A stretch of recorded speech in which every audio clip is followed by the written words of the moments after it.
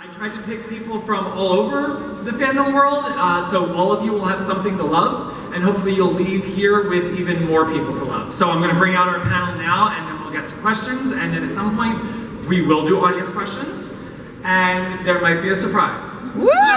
So, all right, first up we have Mr. Clark Gregg from Agents of S.H.I.E.L.D.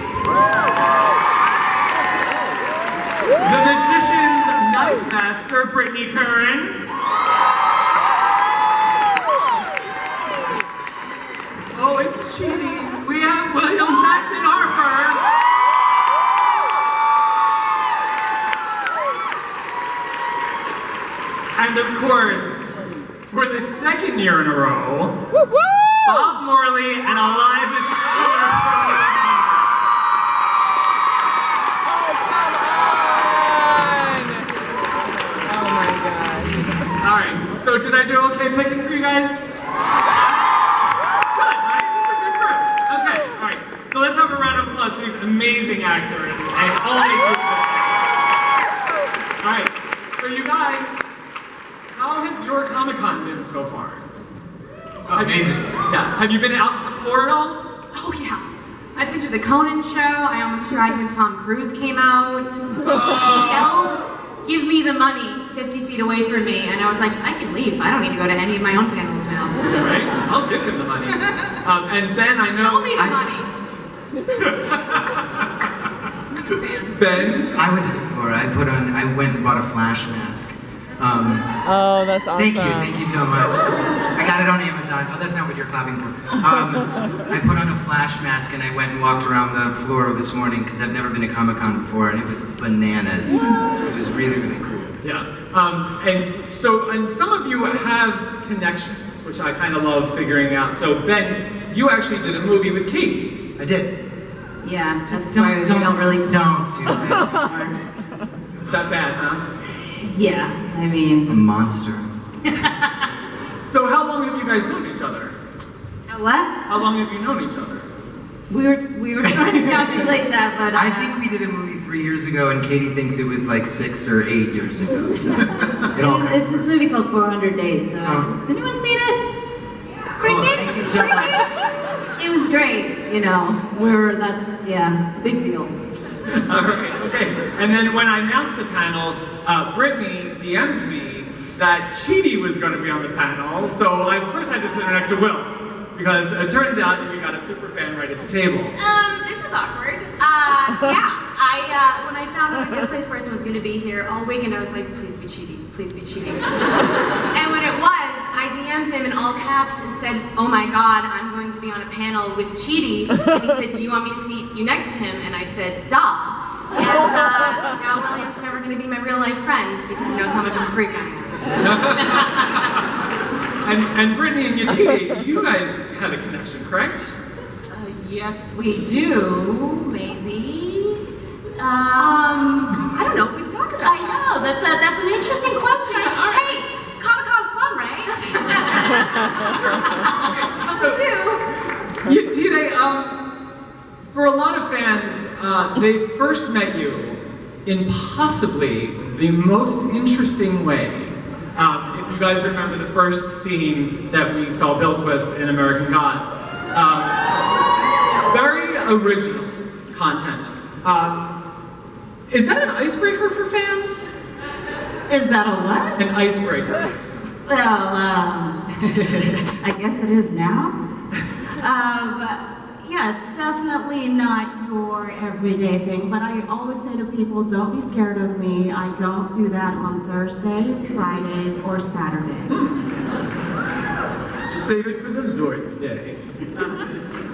Brittany, you were introduced on the Magicians as a supporting character, and people immediately fell in love with Fen, and how could you not? And then she got bumped to series regular last season. How does that change? What does that change for you when you become bumped up to a series regular? You get paid more? It was, I don't know, honestly, when I became recurring, everyone was just really welcoming. Like when I first met Hale Appleman and I played his wife on the show, I met him at a dinner and I just yelled across the table, I went, husband! And he said, wife! And he's like, who is this guest actor? She's insane. And, but they just kind of welcomed me in. And so when I became a series regular, it was really just like spending more time, feeling more a part of it. Like I started to get my own storyline. And it was an honor. It was really an honor. We have the best producers. And now you and Yetide both come from, you starred in adaptations of very popular books with global audiences. Were you terrified? Yeah. When I got the offer, I immediately ran out to Barnes & Noble and bought all 3 books and started reading them. And, oh god, book spoiler. Sorry. Okay, so in the books, I read the first one, and my character Fen comes in partway through, and she's in 20 pages, and she dies. And I was like, my agent told me that I'm gonna have a whole arc on the second season. And then I found out that she's more of an interpretation. So yeah, trying to like honor the character of Fen in the books, but then make her my own thing was intimidating. And the fact, so I was a little afraid that the fans might be a little upset that I am in a complete new interpretation of a character they already love. So the fact that they've received me so well is very, very comforting. And Yetide? We have that in common. Yeah. Yeah, it's quite the connection because American Gods is an adaptation of the book, of the book by Neil Gaiman. And I don't know if y'all know this, but I'm a major geek. I think it's kind of showing through a little bit right now. I read the book when it came out in 2001, and the character of Bilquis, she shows up in one chapter, and very quickly, she disappears, she dies. And so going into it, it was wonderful to hear from the team that they were going to expand the role of Bilquis, and now we're headed into season 3, and she's still hanging out, y'all. All right, Clark, Candace, and Katie, you guys have the comic book crowd. With comic books. How has that been? You guys have been playing these characters for so long now. How do you feel the fandom of the comic book world has like adhered to what you guys are doing? Candace? I mean, the fans I think have always been so amazing since day one. I feel like our fandom only gets bigger and bigger every year. I mean, the power of Netflix reaching so many countries across the world, I feel like people are being introduced to The Flash every day, so that's really exciting for me. And I don't know, I just feel like fans are, it's more and more, every time I come to Comic-Con, it's like coming home, and it just seems like the fans that show up are even more. I love you.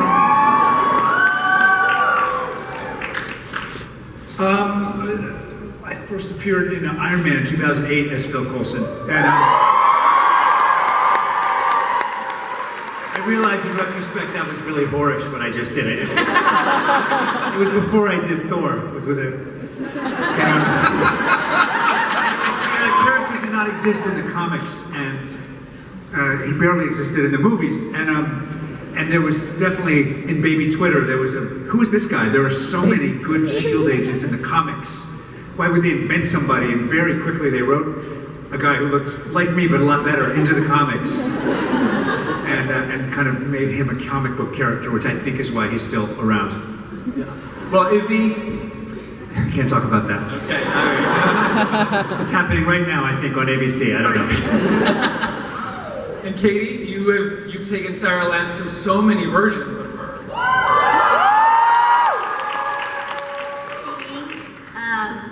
Yeah, this is year 7 here at Comic-Con, and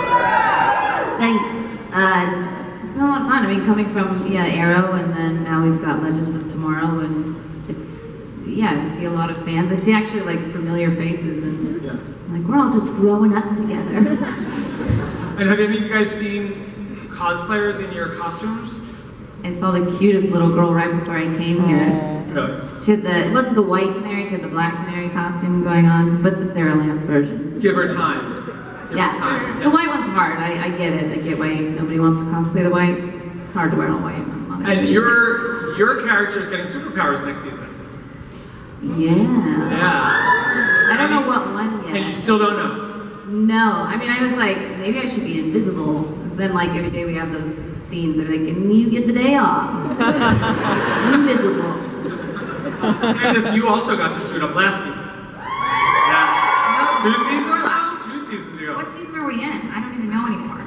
There was a season and I put a suit on. Yeah, you guys messed with the whole timeline. I don't know. Yeah. But you dressed. How did you like that? Did you like going back to Iris as the journalist?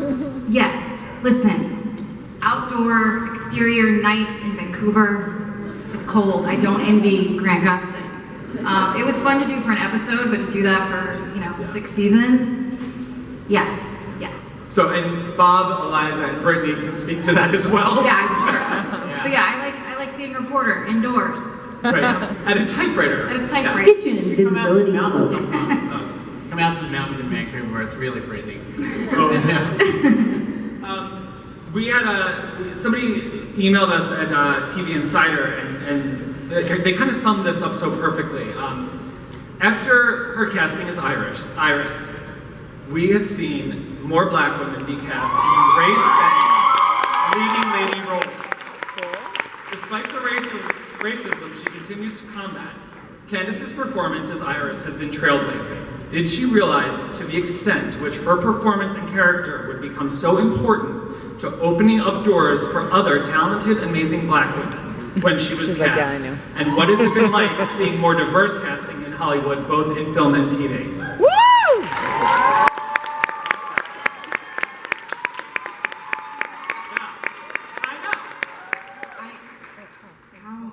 How am I supposed to not cry after you say something like that?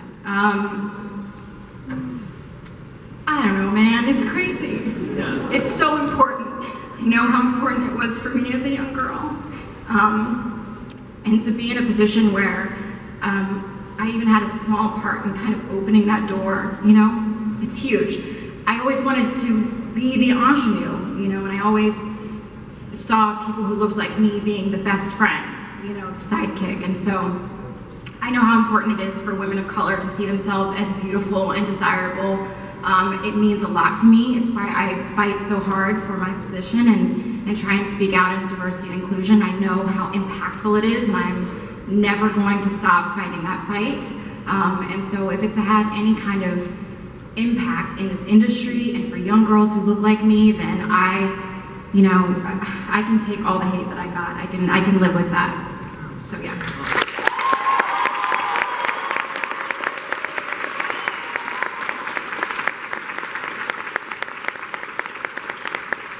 Lauren,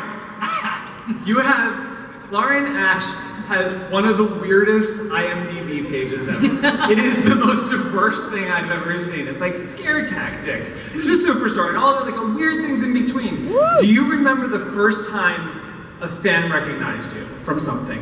Oh gosh, I do. Well, the biggest moment that I remember was I was screen testing for a show called Super Fun Night that was on ABC for a season. Thank you for the 3 people that remember it. But pulling into the Disney lot, I was very new to Los Angeles. I'd been here maybe like 3 days ever in my life. And I pulled onto the lot and the security guard was like, "You're from Scare Tactics." And I was like, "Yeah." And he's like, "Park right here." I was like, "The handicap spot?" I was like, "Yeah, park right here." And I was like, "All right." So I park there, I go in, we do the screen test. I'm coming out with my competitors and then had to get into my car. And I was parked in a handicap spot, which maybe looked like a power move, but in the worst way. And I was like, "No, he told me to park here." They're like, And you got the show. And I got it, so there you go. Okay, we talked yesterday, when this panel was announced, you experienced the sheer power of being on a tweet with CW stars. It was amazing. I put my phone down out, I picked it up, it's like, you have 475 new notifications. Because I was tagged on a tweet with these lovely people, and then I was like, oh my gosh, like this is amazing. And I felt invested. I felt defensive of so many things. I was like, how dare they say that about them? How dare they? Anyway, yeah, there was a huge thing about the CPR scene. That was a lot of people commented on that. A lot of y'all commented on that. Okay, so going down the row, actually, Clark, do you remember the first time somebody came up and said, oh, you know, I love Coulson, or God, why did they keep killing him? That happens more and more. I think it was not as soon as Iron Man was not a hero, believe it or not, outside of San Diego in this con, that was as big a deal as Spider-Man, etc. And so there was a lot of nervousness, and then it did very well because Robert and many other people. And after that opening weekend, people would like across the street like, Phil! And I started to realize there's something about the very averageness of Phil that a lot of people, Phil! Candace? The first time a fan recognized you. Oh my goodness.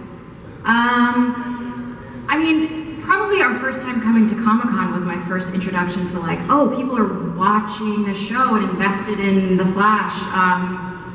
Yeah, I don't know. I feel like that was a huge way to get introduced to, you know, people that are watching you, but yeah, I think that was fine. I don't know, that's not a cool story. There you go. The truth, I don't know what to tell you. We're going down the road, right? So. Come up with your answers, because I didn't have a good one. Start thinking. So mine, I was at Benihana's, you know, love me some stir fry, and the couple that was like sharing their table had seen me in Mad Men and were really excited about it. That's another one we worked on together that makes us sound more popular since the other movie didn't go over well. That's true. And yeah, they just wanted to then pitch me their screenplay, and I was like, I don't make movies, I'm just in them, like, I can't help you. The end. So I was at a Holocaust memorial. No. It's a true story. It's so Feldman. It's just so him. It's true. So I did a movie with Hilary Duff a million years ago called The Perfect Man. Thank you.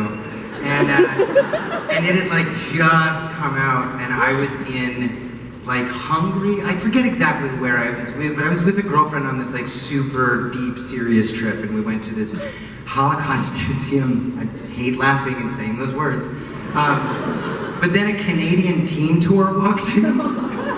Like a whole, like it literally was just her and I looking at these really serious and important memorials and pictures, and then like suddenly like tons and tons of 14-year-olds like had just walked in at the same time and started following us around from room to room, and she's like, I think they're coming after, like they're literally coming with us. So we hid in like the room where all the beds that everybody, it's so dark, guys. It's so dark. Like, we hid in like one of these rooms just because we shouldn't be doing this, and then they came into that room, and I remember there's a giant wall of black and white photos behind us, and there's nothing I can do. I had to take these pictures. So somewhere, there are pictures of me standing and hugging and smiling a bunch of little kids in front of just a wall of Holocaust pictures. Oh my God. And that was my first time. Internet, do your job. So,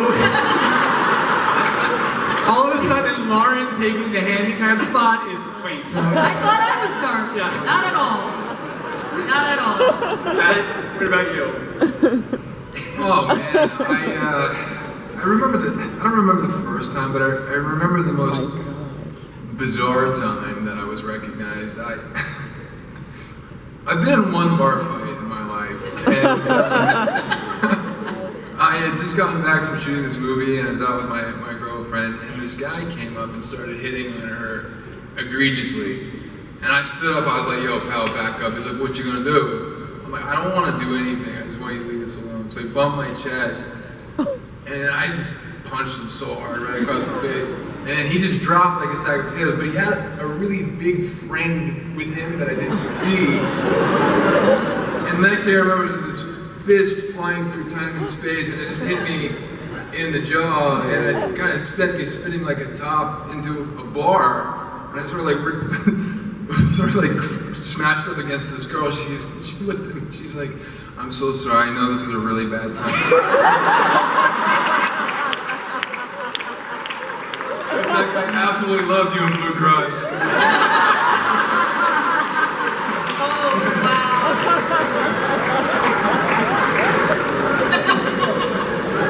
True story.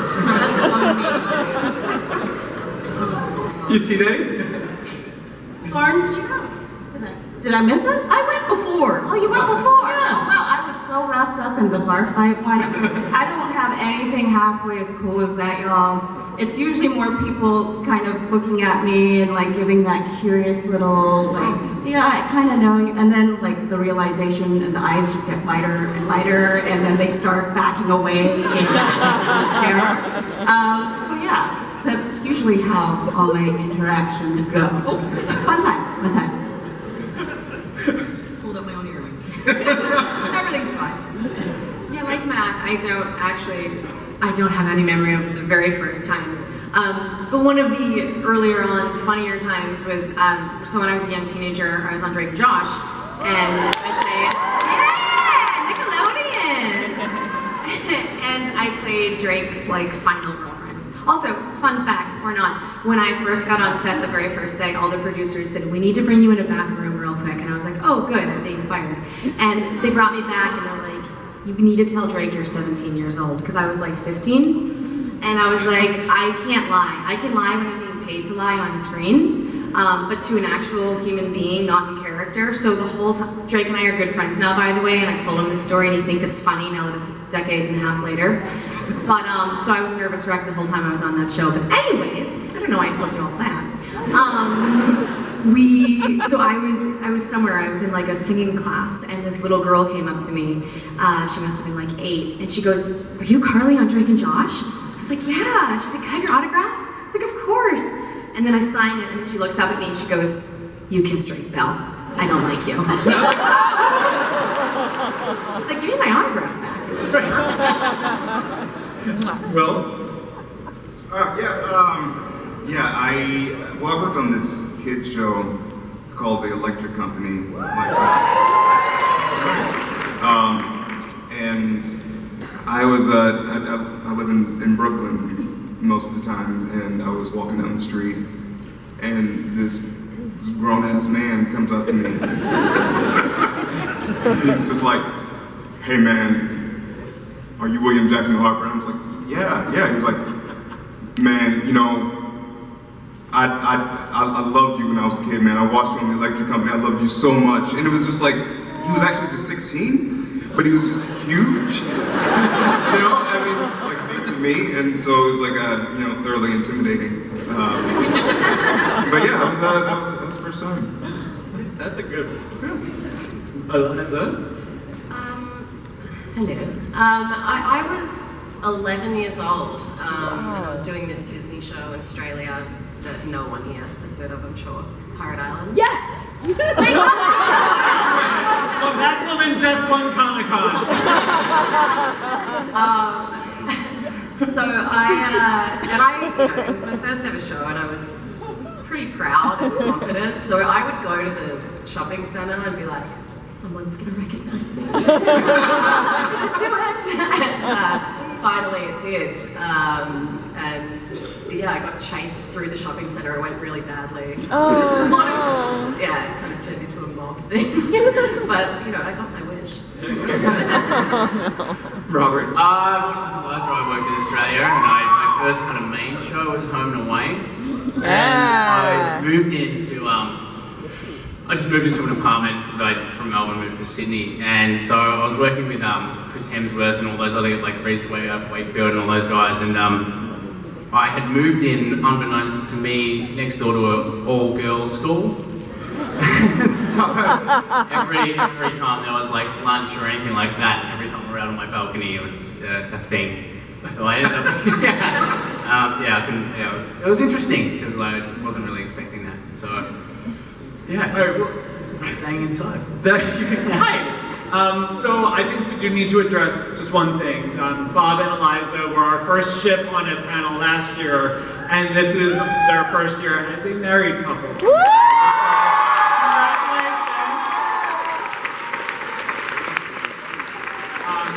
TV Guide Magazine, bringing people together. You got to direct an episode last season. Yes, yeah, I did. My episode's airing on Tuesday. So yeah. So I hope you guys enjoy it. I had a great time shooting it, and I was really lucky to do it. So. And Eliza, any plans for you to direct? Because you did the workshop, right? I did the workshop with Katie. With Katie, who will be directing this season. Yes. So yeah, it's happening. Season 7. Nice. So season 7 you're directing, and Katie, I believe you're directing episode 5 of the next season? Of this season. Yes. Like in a couple of weeks. Yeah. I gotta go. I got a lot to do. How was that? How was that experience of getting to do this stuff? Well, I haven't directed it yet. No, the workshop and like being offered the episode. Oh. I mean, it's so exciting. It's something I've been wanting to do for a long time, and I hope I do a really good job at it. Yeah. I think I will. We'll see. Nat Davis, you have been playing Alaric for several years now on 2 different shows. Yes. And you come from a show that loved to kill off people, and then sometimes bring them back as like the undead. Yes. Are you shocked at how long this band has been able to survive? Yes. Because they keep killing Clark. I can relate. You were telling your story. It's like, I feel you, brother. I feel you. I've been playing, for those of you who don't know, a character on the Vampire Diaries. Thank you. For 10 years now, and they've probably killed me off at least 15, 20 times. I just keep coming back. So, here I am. I've been very blessed. And now you started off as like the roguish, hunter, and now you're like the elder statesman of Mystic Falls. Yeah. Yeah, that's right. I was 30 when I started playing it, and now I'm 40. And so I've gone through 2 generations of cast, and it's been interesting to see that happen. Will, I'm assuming that you saw a spike in Twitter followers when the world found out that Chidi was jacked. Because you've seen it, right? It was like, oh, we finally found out where the good place is. It was under his shirt.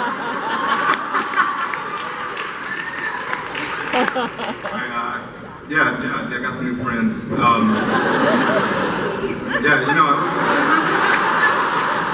So sorry.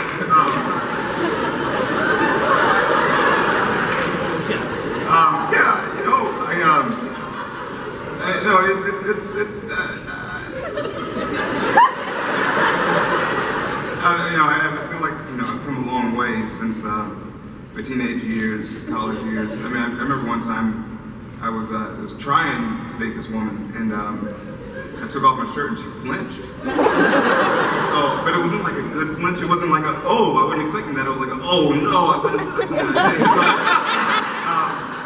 So to, not get dragged was, that was fine. That was great. Okay. And now you have Midsummer in theaters. Okay, so you've seen it. Yeah. What kind of fans did that attract for you? Because that is not the good place. No, fucked up ones. Basically, it's a movie for those who need help and doing it. So I don't know if it's a huge spike necessarily. I think it's just like more people like reaching out for guidance on how to deal with it after seeing it. Eliza and Greg, you both have gotten to play characters who have then switched personalities. How has that been? And we talked just recently about this, but who did you enjoy playing more? I loved playing Josephine. She's deliciously evil, and it was really fun. Yeah.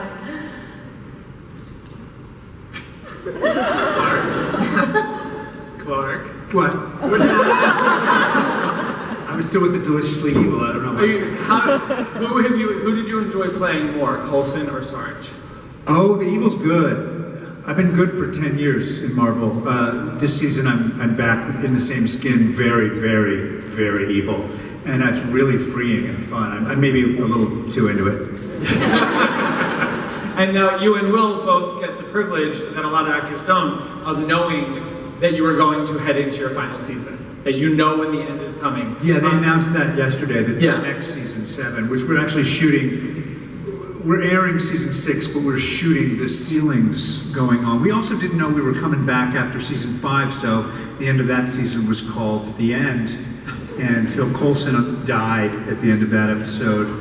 And so we kind of had said goodbye, and then they came back and said, do you want to do these 2 more 13-episode seasons? So we're like, well, it's a little bit like when you break up with somebody and then you miss your plane. You're like, I don't know, I may not be done yet. Oh. Let's talk about it. Oh. It's not like that. I'm gonna get in trouble. There's a lot. But so we've had this amazing 2 more seasons, and it's hard to say goodbye, but I think we'll manage to do it. Yeah. And Will? Well, I mean, I like having a job. So it's all sadness. And no, I mean, I honestly, I feel like we're telling the story that we want to tell, and we're not continuing past our welcome. And I feel like that's important. I feel like there's like an integrity to the storytelling that I hope that fans appreciate, and that they can go back and it's this little jewel of a thing that they happen to like that exists and is completed, rather than just writing it until no one really likes it anymore, and and the story is long past its expiration date. So yeah, I mean, but it's totally bittersweet. I mean, our job is really easy and really great by comparison, because we don't have a whole lot of. I mean, we have a lot of, we have like puppies getting kicked into the sun and whatever, but we don't really have like a whole lot of like blowing things up, and so it's a really warm, wonderful place to work. I'm gonna miss that a lot. But just for the record, as far as NBC comedies go, we intend to stay long after. We're gonna try. People hate it, don't care. Don't care. I like work. I want to work. I like those people. When you've actually gotten rid of the store idea, Doesn't matter. Living in an apartment complex together. Fine. Sure. Whatever. Wait, Roll camera. we're going to do some audience questions, so if you guys want to start lining up. But since we're here at Comic-Con and it is a fan event, what are you guys fans of? What are you into? MasterChef. Yeah. Not here at Comic-Con. I know, it's our guilty pleasure. Were you Barry? Is that one? We love Barry. No one else watch Barry? Yeah. I heard Marvel Ultimate Alliance 3 came out yesterday. And I'm gonna nerd out on that pretty hard. Yeah, I think I made my first fan thing real embarrassingly obvious. So other than that, I'm really excited that Taika Waititi is directing the next Thor movie. I love him, he's brilliant, I love the Thor movies, and I don't know, I love the Conan show, as you know, and Walking Dead, and Barry. And The Magicians. Yeah, I was going to say, and The Magicians as well. I'm basically geeking out about everybody right here, right now, so I'm just going to take a moment and try and stop shaking, because I love all of your shows. What I'm also excited about is, well, yesterday I just curtsied to Linda Hamilton, because That's one. Terminator. Yeah, you're curtsy. Oh man, I am a Tom Cruise fan through and through, and I grew up on Top Gun.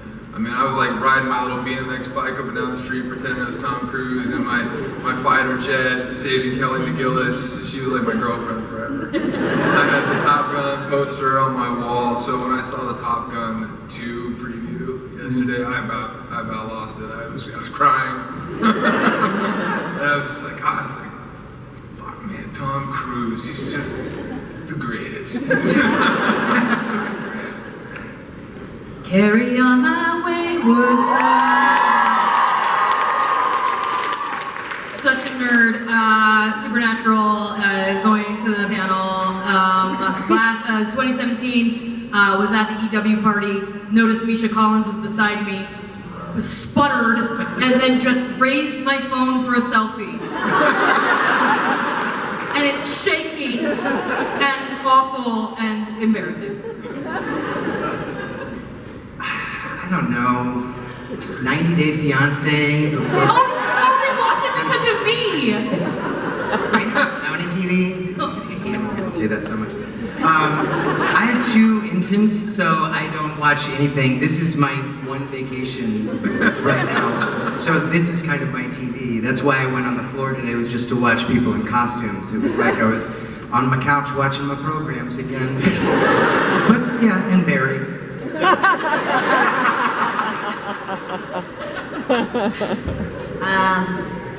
When we were walking here, we walked past Cara Delevingne, and I was like, hey, what's up? I don't know why I said it like that, but I just did. And she just kept walking, but I was pretty excited about that. She'll probably call me later. I watch so much television, it's actually quite embarrassing. I'm very lonely in Vancouver, apparently. What am I watching? Big Little Lies, Euphoria, Fleabag. Excited for Homeland. Literally everything. I love some HGTV, some Chip and Joanna Gaines.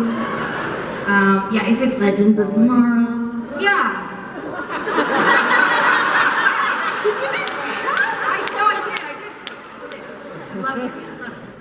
I saw that you were like, yeah, I can't believe I didn't mention that first. That's what that was. Yeah, I love Tom. Legends of Tomorrow. It's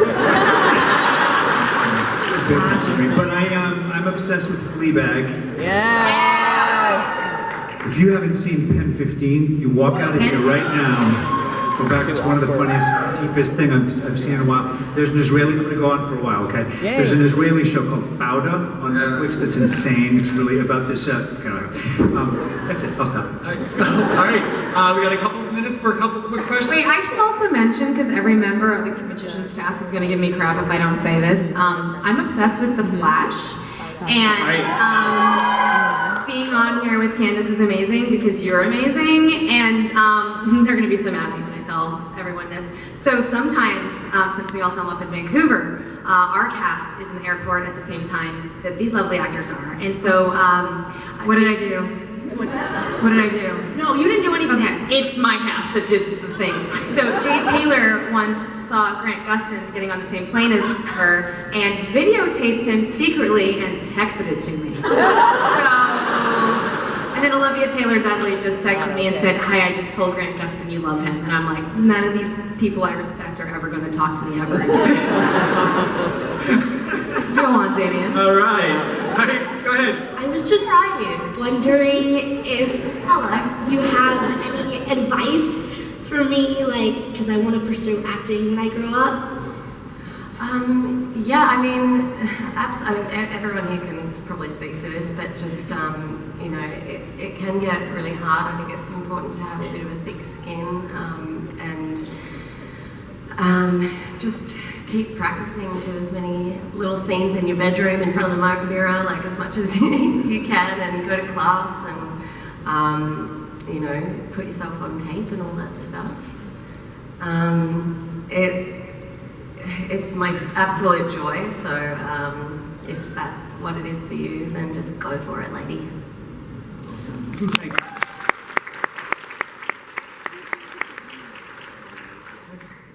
Hi, I'm Mackenzie. This is open to anyone who wants to answer it, but what's your favorite line you've ever said in a TV show? Ooh.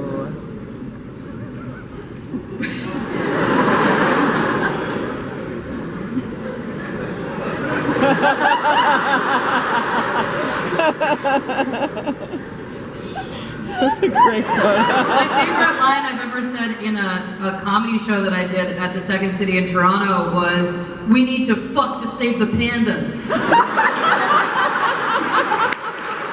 That's easily the greatest thing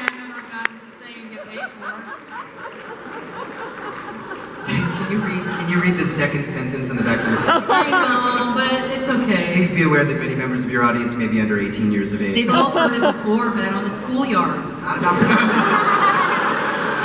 pandas and schoolyards. Does anyone else want to touch that one? We're good? Okay. Thanks. Hi, I'm Sapphire. So you all have characters that exist within different layers of canon and multiverses, with everything from having no source material to the DC girls who have the most comic books to go off of, so many different cartoon universes and existing within a multiverse of their own. How do you guys feel those different restrictions on canon and source material affect how you develop your characters? Are you a reporter? Is this going to be a BuzzFeed listicle? I have to get a job doing that. How do you guys feel about, like, basically having characters who have some restrictions based on their source material stuff? Thanks. Yeah, it was too complicated. I was like, I don't understand. She's too smart for me. I don't really have a great answer. Because White Canary was very minimal in the comics, and on our shows, and even Sarah Lance, it's always just been taking liberties. But I did read the comic books, and I enjoyed them.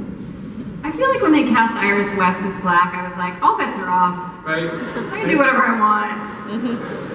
But I think all of our shows are clearly established as based on DC Comics, and so there's a lot of freedom outside of that. We kind of use it as a template, but we take a lot of liberties, which I think is nice because it keeps these comics fresh for a new generation, which I think is cool. Thanks. And Agents definitely plays along with, like, it's canon, but it's all connected, but maybe not so much. Hey, you said that, I didn't. Yeah, the Marvel Universe, there's a lot of it's connected, and there was interplay between the movies, but then, I don't know, man. Soon you won't have to answer these anymore. Yes. That wasn't super nice, was it? No, I was meaning, like, no, I didn't. You're free soon. Yes, okay, let's look at it that way. They have liberties, they can take liberties. Jed and Marissa Whedon, who write our show, whatever they're not using in the movies, they get to go into the magnificent world of Marvel and pick other things, and they've really evolved it to be their own separate canon that doesn't violate other rules, but they got a lot of freedom within that. How's that? Hi, my name is Jessica. I flew in from Japan. I have a question for Candace. I want to know, do you have an acting bucket list, and what's on it? An acting bucket list? Yeah, like what would you want to do as an actress? Oh my God, yes. First of all, stay employed. I got bills, honey. I think whenever the show is done, whenever you guys are done with us, I don't know, I would love to do more independent-based films, like just smaller stuff, really story-oriented storytelling is kind of really where my heart is. So I'm looking forward to hopefully moving in that space. I don't know, I really just would like a job, so there's a lot I would do. Yeah.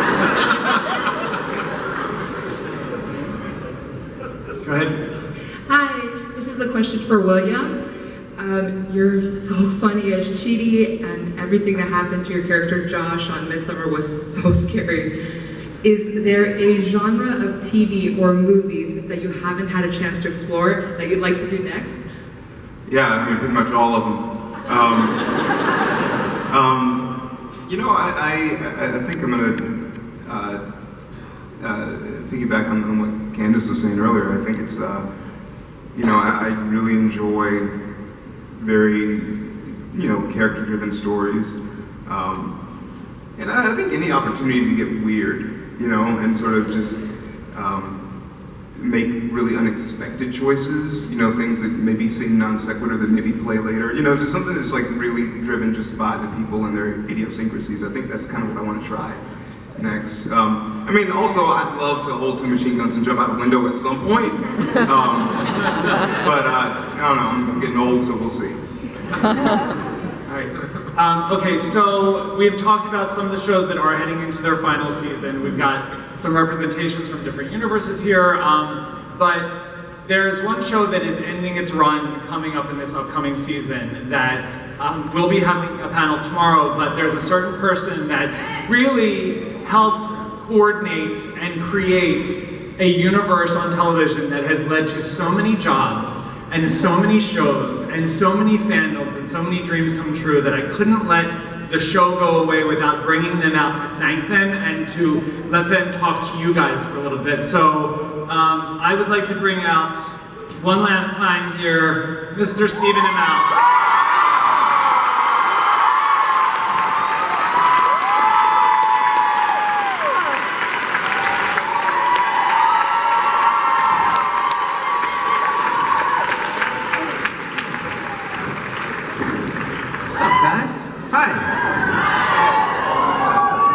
So Stephen, how does it feel heading into the final year? Good? Yeah? No, it feels good. It feels good. I like running a race where I know where the finish line is. Mm-hmm. No, it's good. We started our final season 5-6 days ago with a really huge percentage of the crew that we started with in March of 2012, and everyone has a clear idea of what we want to do, and it's exciting. And to look at, you've got Katie and Candace, both members of the Arrowverse. You've worked with both of them, obviously. Share something about those two that you will miss getting to work with. Nope. My wife's watching this in the green room. No.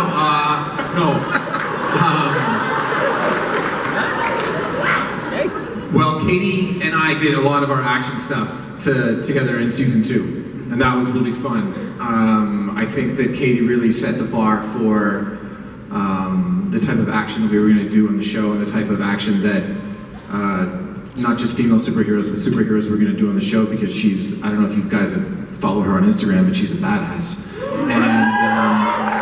And I didn't get to work with Candace that much until I was Barry Allen, and I didn't know what I was doing. The first scene that we shot in the crossover was the scene where I wake up in Barry's apartment and she's making me a terrible breakfast, and with good intentions, but no, very welcoming, because I had no idea what I was doing, and I was incredibly nervous. Because, I mean, it wasn't like Grant was there to be like, he doesn't do it like that, so I didn't know what to do, really. And you did mention the badassery. Candace and Katie, you're both part of SheAuthority.com. An incredible outlet for women. And now you've made some new female friends here on the panel. You want to talk a little bit about this initiative? Yeah, we do have some new ladies to help come join us. We started this thing. It's called SheAuthority. We have a website. We're trying to put together some events, and it's all just about being a support system for each other, women sharing each other's stories and learning and growing and helping you go through everything and maybe feeling a little less alone while doing it. That's the goal. And who else have you gotten involved with this? Mostly all the DC TV girls. It was kind of born out of this. Katie and I kind of struggled being in Vancouver and feeling really alone, and so we spent time together talking, and we realized the more we shared with each other, the more we shared similar struggles. And I think SheAuthority was kind of born of this idea: if women speak more, if we talk to each other more, if we share our stories, we find that we have so much more in common. And so we just wanted to give our fans, who a lot of them are young girls, an outlet to talk about their experiences as women, intersectionality in terms of being a woman in this world today, and just representing all different types of women who want their voices heard. And so SheAuthority was kind of born out of that. So it's kind of our gift back to young women who watch these shows and want to participate and have a voice. All right. Oliver Queen. Anything you want to say to the fans that can't make tomorrow's panel? Do you guys want to know how it ends? I'm not allowed to say anything. No. Our first panel that we did here after you guys, I bet you there is someone in this room that sat in this room and screened the pilot in 2012. I think that says enough right there. Yeah. That means that our first panel was in here. That really means a great deal to me. I don't think that you guys can understand how special it is to have been on this journey. And again, if you want to know how it ends, I'll side stage after the. But you guys, you will be doing the big crossover. You guys all are working on your new seasons currently, correct? When you are in the, I've heard a lot of actors talk about the bubble. When you're filming and working on a show, you don't really get to interact with any of the fans. What is the thing you take away from Comic-Con?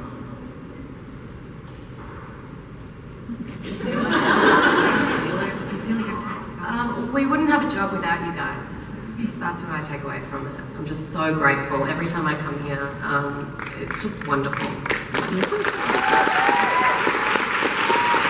I feel like I'm always reminded of just the passion for all of this, and that what we do touches people, and that matters. And I'm always reminded of that when I come through here. I have to say for me, especially like specifically being on this panel, which is a fan favorite panel, and my character started so small, and I was afraid people wouldn't like her, and now I'm on a fan favorite panel, and I think part of the reason is because you know, Fen has been underestimated her whole life, and it really, being here and feeling like the love and talking to people makes me realize that Fen is a champion for people to feel underestimated, and I think that's a powerful thing, and I always have felt that way. There's so many lines the writers write, like there's this one line last season where a cat lady, you know, says, "Fen, do you value yourself?" And in the table read, it hit me and I started to cry because like I was like, ooh, are they talking to Brittany, the person? And so bringing a character like Fen, who has always been kind of left behind and forgotten, and seeing so much love for her puts in perspective like how important our work can be sometimes. So yeah, you guys are awesome. You guys make what we do amazing and worth it. I think for me it really highlights the importance of storytelling. You know, we can kind of get caught up in our characters and everything like that. But to see how you guys react to what we do and how we can actually all communicate and touch and connect with each other through storytelling and fantasy and escapism and feel real emotions and kind of have a cathartic experience together, it's something that is translated when you meet people who watch your show and really care about it. I think that's something that I take away. And you know, our work doesn't mean anything unless it reaches you. So coming to a convention like this and seeing the reactions kind of makes us feel good, or makes me feel good, and lets us know that there is a place for storytelling, there is a place for us to escape and learn about ourselves through fantasy or through comics or through whatever it is. So that's what I think.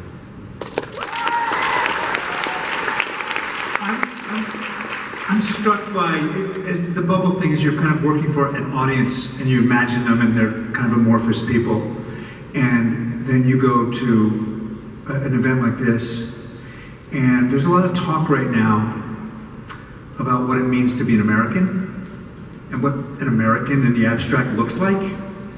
And the idea has been very boiled down to some kind of homogenous thing, and it's, you go to a con like this and you see that the fandom is so many kinds of people, differently abled, differently colored, and they all come together in this shared love of stories. And that's really moving to me, and it really, from our show, we have an Asian young woman who's a superhero, and now I see little girls growing up dressed like her. And I don't think that's a small thing. It makes it really meaningful to go back to work.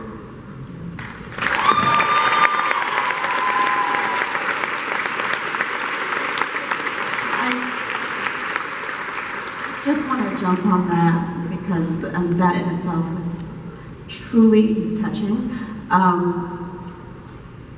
You all remind, I guess us, I don't want to speak for anyone, but of the dream. I remember now this little girl that was in Nigeria watching with such awe Star Trek Next Generation, Quantum Leap, Star Wars, and looking with such awe and dreaming, absolutely dreaming. Fast forward, and I moved to the States. I become an American. I get to be part of something called American Gods. And I am now sitting here in front of you as an immigrant, as someone that can proudly say, I'm an American.